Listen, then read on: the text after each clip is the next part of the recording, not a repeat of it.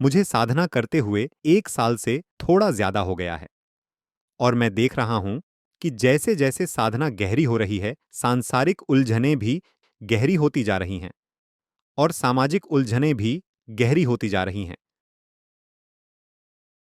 जो मुझे और शायद मेरी भावनाओं को अक्सर चुनौती देती रहती हैं। मेरा प्रश्न ये है कि क्या ये सामान्य है? क्या आप इसे थोड़ा विस्तार से बता सकते हैं? माफ कीजिए, मैं समझा नहीं।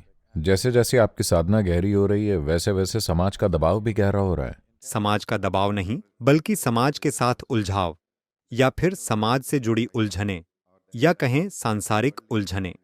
क्या आप अपने परिवार को समाज कह रहे हैं? हर चीज। ठीक है, मैं समझ गया। तो मैं इसे कैसे संभालूं? हमें यह समझना चाहिए कि अभी हम जीवन को जैसे अनुभव कर रहे हैं वो इसलिए नहीं कि जीवन वैसा है, बल्कि इसलिए क्योंकि हम वैसे हैं। जीवन का हमारा अनुभव मूल रूप से हमारे द्वारा तय होता है, उससे नहीं जो हमारे आसपास हो रहा है। दुनिया में सिर्फ परिस्थितियां होती हैं। परिवार में, काम पर, सड़क पर कई चीजें हैं। देश में, दुनिया में हर तरह की परिस्थितियां हैं। बाहरी परिस्थिति में जो कुछ भी होता है उसका हमारे भौतिक जीवन पर कुछ हद तक असर पड़ता है। निश्चित रूप से पड़ता है ना? लेकिन वो हमारे अनुभव की प्रकृति को तय नहीं करता। हमारे अनुभव की प्रकृति सिर्फ इस पर निर्भर करती है कि हम कैसे हैं। परिस्थितियां जाहिर हैं लाखों दूसरे लोगों पर निर्भर करती हैं। अभी कोलकाता में रहते हुए आपकी जीवन परिस्थितियों पर कोलकाता का हर नागरिक जो कर रहा है उसका कुछ ना कुछ असर आपकी जीवन स्थितियों पर है। लेकिन यह जरूरी नहीं कि इसका असर आपके जीवन अनुभव पर भी हो, क्योंकि आपके जीवन का अनुभव मूल रूप से आप और सिर्फ आप तय करते हैं। कोई और नहीं, सिर्फ आप। अगर आप इसे समझते हैं तो यही साधना की बुनियाद है। आप अपनी आंखें बंद करके बैठे हैं अनुभव के स्तर पर, बस ये समझने के लिए कि मैं जो कुछ भी अनुभव कर रहा हूं वो मेरे भीतर से आ रहा है। पीड़ा और खुशी आपके भीतर से आ रही है। आनंद और दुख आपके भीतर से आ रहे हैं। वेदना और परमानंद आपके भीतर से आ रहे हैं। अगर आप इतना समझते हैं तब आप पीड़ा चुनेंगे या खुशी? आप आनंद चुनेंगे या दुख? वेदना या परमानंद? बस इतना ही है। आपको चुनाव पता है। अगर आप चुनाव को लेकर उलझन में हैं तब आपको बहुत कुछ सीखने की जरूरत है। आपका चुनाव आपके लिए क्लियर है, 100% क्लियर। तो जब यह इतना स्पष्ट है, जब चुनाव स्पष्ट है, तो फिर एक ही चीज बचती है, चुनाव करने की आपकी क्षमता। बस इसी को विकसित करने की जरूरत है।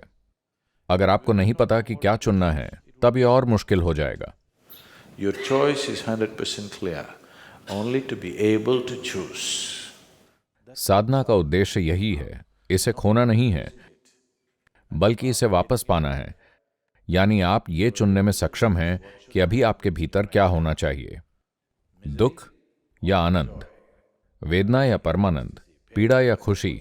इसके अंदर क्या होना चाहिए? आप ही वो व्यक्ति हैं जो इसे तय कर रहा है। लेकिन कभी कभी जब आप दुखी होते हैं तो आपको वजहें मिल जाती हैं। बचपन से ही आपको इसकी आदत हो गई है। अगर आप दुखी होने का नाटक करते हैं तो कोई आपको मनाएगा, आपको कुछ चीजें मिलेंगी। एक बच्चे के रूप में जब आप दुखी थे तो आपकी मां ने आपको 2 और रसगुल्ले दे दिए और वो आपके मन में बैठ गया। अगर मैं दुखी हूं तो मैं जो चाहूंगा वो मिल जाएगा। लेकिन अगर आप दुखी हैं तो आपको जो भी मिले फायदा क्या है? हाँ, अगर आप दुखी हैं तो आपको चाहे जो भी मिले फायदा क्या है? लेकिन अगर आप खुश हैं और आपको कुछ नहीं मिलता तो क्या फर्क पड़ता है? तो इसे स्पष्ट रखें। साधना और जीवन का अनुभव किसी भी तरह से आपको दुखी या आनंदित करने के लिए नहीं है। साधना का उद्देश्य आपको सिर्फ इस एहसास तक पहुंचाना है कि आपके जीवन का अनुभव आपके द्वारा तय होता है, सिर्फ आपके द्वारा, किसी और के नहीं बल्कि आपके द्वारा। साधना का उद्देश्य यही है। ये आपको खुश करने की कोशिश नहीं कर रही है, आनंदित करने की कोशिश नहीं कर रही है, दुखी करने की कोशिश नहीं कर रही है। नहीं, ये बस ये जागरूकता ला रही है कि ये आप ही हैं जो ये सब कर रहे हैं। जैसे ही आप ये समझ जाते हैं कि ये सब आप ही कर रहे हैं, अनुभव के स्तर पर, यहां नहीं, तो आप अपने को बेहद खुश रखेंगे, है ना? क्या आप दुख पैदा करेंगे? नहीं, आप सर्वोच्च प्रसन्नता पैदा करेंगे, उससे कम कुछ नहीं।